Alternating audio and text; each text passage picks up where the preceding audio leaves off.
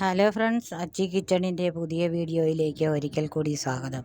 ഇന്ന് ഞാൻ വന്നിരിക്കുന്നത് അവല് കൊണ്ടും നമുക്ക് ഉഴുന്നുവട ഉണ്ടാക്കാം.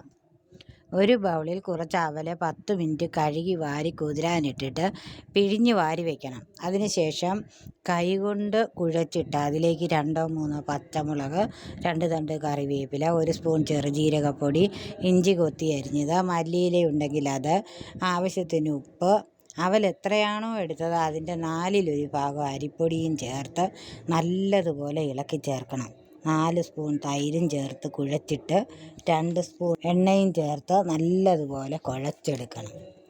അതിനുശേഷം ഒരു പാൻ ചൂടാകാൻ വെച്ചിട്ട് അതിലേക്ക് എണ്ണ ഒഴിച്ച് ഈ കുഴച്ച് വെച്ചിരിക്കുന്നത് കയ്യിൽ എണ്ണ തടകിയതിന് ശേഷം ബോളുകളാക്കി ഉരുട്ടിയിട്ട് ചെറുതായിട്ട് പരത്തി ചെറിയ ദ്വാരമിട്ട എണ്ണയിലേക്ക് ഇട്ട് കൊടുക്കണം. അങ്ങനെ നമ്മുടെ ഉഴുന്നില്ലാതെയും അവല് കൊണ്ടും ഉഴുന്നുവട ഉണ്ടാക്കി നല്ല ടേസ്റ്റിൽ ഉണ്ടാക്കാവുന്നതാണ്. എല്ലാവരും ട്രൈ ചെയ്ത് നോക്കിയിട്ട് ഫീഡ്ബാക്ക് അറിയിക്കണം. സബ്സ്ക്രൈബ് ചെയ്യാത്തവരുണ്ടെങ്കിൽ ഒന്ന് സബ്സ്ക്രൈബ് ചെയ്തേക്കണേ, ലൈക്കും ചെയ്യണേ.